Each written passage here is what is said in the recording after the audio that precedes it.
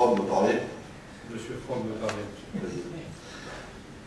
Je partage bien sûr avec Madame Estachi le souci, et je pense que nous le partageons tous, et je pense que s'il y a un endroit où il n'y a pas de clivage politicien, c'est bien celui-ci. On parlait tout à l'heure des services publics. Je voudrais quand même rappeler qu'il y a un service qui a disparu de Briançon et qui a été compensé par la communauté de communes et la commune de Briançon. C'est le tribunal d'instance de Briançon qui a été remplacé par une maison de la justice et du droit qui est assumée complètement par les habitants et les citoyens du Briançonnais et de l'Argent-Queyroix, puisque les autres, et du Queyras, puisque le Guiers 3, malheureusement, n'a pas voulu y participer. Ceci étant dit, sur l'hôpital de Briançon, le problème de la réanimation n'est que, à mon avis, l'arbre qui cache la forêt, parce qu'il y a une chose que je ne comprends pas très bien, et là je m'adresse à vous en tant que membre de l'UMP, je ne comprends pas qu'on laisse un directeur d'une agence régionale sanitaire à 2 mois d'une élection importante massacrer le paysage politique en faisant une déclaration comme la sienne qui n'avait strictement aucune urgence. Parce que normalement la réanimation était calée au moins jusqu'en 2014. Il était prévu que de nouvelles conventions devaient être négociées et proposées en novembre pour être applicables à partir de 2014. Alors, on peut s'interroger. Alors, on s'interroge sur la réanimation parce que, Monsieur le Président, vous étiez présent avec moi en face à la préfecture il y a 15 jours, 3 semaines, quand M. de Roubaix est venu nous expliquer un certain nombre de choses sur les différents sujets que sont le médico-social, le sanitaire et les services de réadaptation et de soins de suite. Mais il s'est plusieurs fois d'ailleurs fourvoyé au cours de sa présentation. Dans un premier temps, il nous a dit la réanimation existe et existera à Briançon.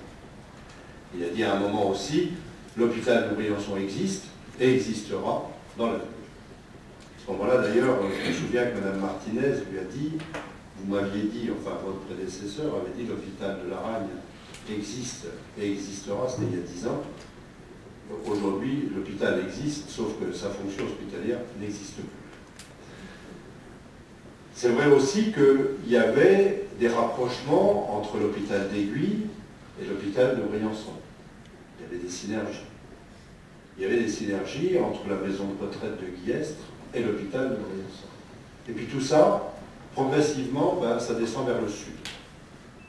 C'est bien pour le sud, mais ça fragilise le nord. De lequel de sud? En bas. Ah oui, je sais pas.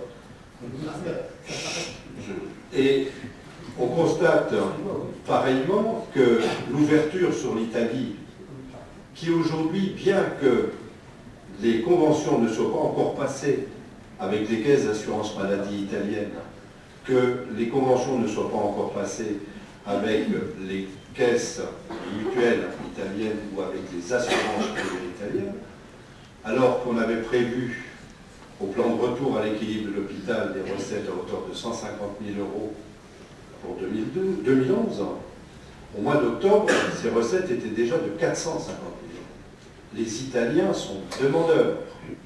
Les Italiens non seulement sont demandeurs, mais sont dans l'exigence aujourd'hui. Parce que le Nord-Piémont aujourd'hui a des gros besoins en termes sanitaires, parce qu'ils sont sous-équipés dans le nord du Piémont, et ils ont besoin de venir chez nous. Ils sont venus visiter, il y a maintenant bientôt 2 ans, nos locaux. Ils sont venus voir la qualité à la fois hôtelière et hospitalière de l'hôpital de Briançon. Ils y ont adhéré. Et comme par hasard, M. de Roubaix, qui est quand même celui qui avait déjà passé une convention dans le nord de la France, entre le Nord-Pas-de-Calais et la Belgique, n'est pas en capacité, au-delà de la convention qui a été signée il y a bientôt 1 an et demi, d'aller plus loin. Or, on n'est pas dans l'expérimentation.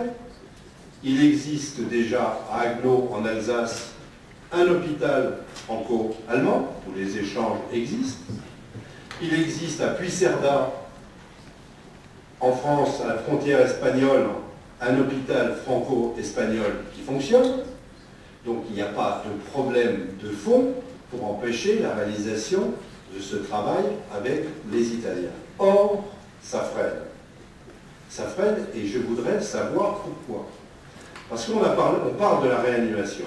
La réanimation, comme je le disais tout à l'heure, M. de Roubaix nous a dit, elle existe, elle existera. Et puis en fin de son exposé, qui a quand même duré 1 heure, il nous a dit, en fait, la réanimation, il y a 3 niveaux. Il y a la réanimation vraie, il y a les soins continus, et puis il y a les soins intensifs. Donc peut-être dans l'avenir, la réanimation de Briançon pourra passer une convention avec l'hôpital de Gap dans le cadre de la réanimation. Donc déjà, on n'était plus tout à fait au même niveau. Alors, aujourd'hui, il faut savoir qu'il y a la réanimation, mais ce qu'on nous propose aussi, parce que c'est le grand mot aujourd'hui, on mutualise pour mieux disparaître. On mutualise la stérilisation. Alors, sur le fond, quand on vous dit ça, on dit oui, on fait des économies, on mutualise. Et puis, quand on interroge les chirurgiens, ils disent oui, d'accord, mais moi, j'ai 4 boîtes, par exemple, pour opérer. J'ai eu 4 opérations ce matin, j'ai eu une urgence en début d'après-midi ou dans la soirée. S'il n'y a pas un service sur place pour, 1, déployer le matériel, 2, le stériliser, ben, je fais quoi des malades? Ben, je l'envoie sur un autre hôpital, et puis si je ne peux pas, il attend le lendemain, ou le surlendemain, si les conditions sont favorables. Donc, effectivement, l'idée de mutualisation qui au départ paraît tout à fait saine, ben, elle prend une autre forme. Et puis pareil pour le labo, où on nous dit, ben, on va mutualiser aussi le laboratoire. Sauf qu'une urgence qui apparaît au milieu de la nuit, s'il faut faire des analyses rapidement pour savoir quel est l'état du malade et de ses fonctions vitales, s'il faut attendre le lendemain matin pour avoir les résultats, entre-temps, le malade aura peut-être changé de statut. Donc, si vous voulez, toutes ces belles propositions, et puis ça m'a fait penser, moi, à un discours qu'on tenait il y a une quinzaine d'années, quand on a créé les communautés de communes. L'argument de poids, c'était de dire, on mutualise, on va mutualiser et on va faire des économies. Chacun d'entre vous peut faire le bilan des économies qui ont été réalisées par les communautés de communes. Je ne veux pas dire qu'elles ne servent à rien, bien au contraire, mais ce n'est pas l'économie qui les caractérise. Donc l'hôpital aujourd'hui de Briançon, j'ai besoin de savoir, et c'est une question, j'avais démarré mon propos là-dessus, c'est une question politique. Je ne comprends pas, ou alors je comprends trop bien, ce qui est en train de se dessiner pour l'hôpital de Briançon. Donc tout à l'heure, Madame Estachi a parlé d'une manifestation. Effectivement, hier matin, et je voulais m'en entretenir avec elle, on en parlera dans le détail, nous avons réuni l'ensemble des syndicats hospitaliers, les représentants des usagers de l'hôpital de Briançon et des élus de Briançon pour définir une stratégie. Les manifestations qui rassemblent 150, 200, voire 300 personnes, apparemment ça ne sert à rien. Parce que je rappelle quand même que pour l'hôpital de Briançon, la campagne de signature que nous avons initiée rassemble déjà plus de 6200 signatures. Excusez-moi du coup. 6200 signatures, et ça n'empêche pas M. de Roubaix de nous dire qu'en 2016, il n'y aura plus de réa à Briançon.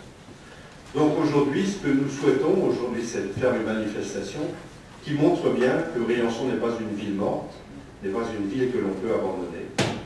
Alors nous allons créer la situation qui fera qu'à Briançon, nous aurons une ville morte pendant 2 ou 3 heures. C'est-à-dire une ville qui ne sera plus accessible.